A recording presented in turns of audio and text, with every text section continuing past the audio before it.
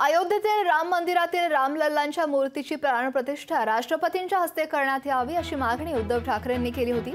ते राम मंदिर सोहळा दिवशी आपण नाशिकच्या काळाराम मंदिरात जाणार असून राष्ट्रपतींना काळाराम मंदिरात येण्यासाठी निमंत्रण देणार असल्याचं देखील उद्धव ठाकरे म्हणाले। दरम्यान अयोध्येतील राम मंदिरामागे कारसेवकांचं मोठं योगदान आहे। झेंडे लावायला अनेक जण येतात, लढायला मात्र नाही याचा घणाघात देखील ठाकरेंनी केलाय। तर सोबतच अटल सेतू उद्घाटनात अटलजींचा फोटोच नव्हता, राम मंदिरात तरी रामाची मूर्ती असेल ना असा खोचक टोला उद्धव ठाकरेंनी पंतप्रधान मोदींना लगावला। आता सुद्धा मला थोडी चिंता आहे की राम मंदिरात रामाची मूर्ती असेल ना बाबा। नाही म्हणजे सांगता येत नाही कोणाची मूर्ती लावू शकतील, कारण काल अटल सेतू नाव अटल सेतू पण अटलजींचा फोटोच नाही। त्याच्यामुळे राम मंदिराचं निर्माण करताना निदान एवढी कृपा करा की त्या मंदिरात स्वतःची नव्हे तर प्रभू रामचंद्राची मूर्ती लावा। राष्ट्रपती जसं मी म्हणून हा उल्लेख केला की त्यावेळेला राष्ट्रपतींच्या हस्ते प्राणप्रतिष्ठा केली गेली होती, तशी राष्ट्रपतींच्या हस्ते तिकडे व्हावी अशी आजही आमची मागणी आहे। राजकारणी जी लोक आहेत, नेते लोक आहेत, त्यांनी बाजूला बसलं पाहिजे, आमची काही हरकत नाहीये, बाजूला बसावं। आणि हा राष्ट्राचा जर का अस्मितेचा प्रश्न असेल तर राष्ट्रपतींच्या हस्ते व्हायला पाहिजे, राष्ट्रपतींना सुद्धा आमंत्रित करावं अशी आमची मागणी आहे। ते करतील न करतील हा त्यांचा प्रश्न आहे। आम्ही मात्र आज आपल्या माध्यमातून 22 तारखेला आम्ही काळाराम मंदिरात जाणार आहोत आणि गोदावरीला जी आरती करणार आहोत त्याच्यासाठी माननीय राष्ट्रपती महोदया मुर्मूजी यांना आमंत्रित करतो आहोत। हे आमंत्रण आपल्या माध्यमातून तर आम्ही देतोच आहोत, मात्र आमचे खासदार सुद्धा जाऊन अगदी रितसर सन्मानपूर्वक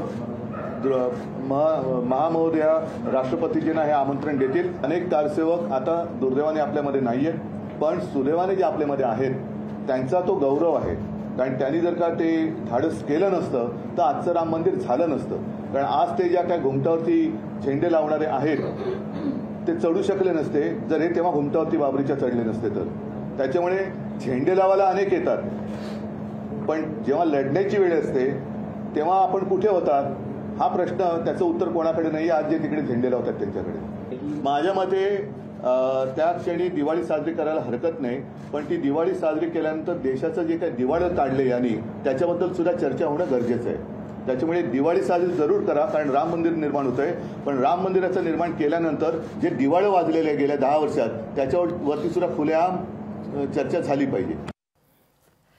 आणि यावर आमदार संजय शिरसाट यांनी काय प्रतिक्रिया दिली आहे ती देखील पाहूयात।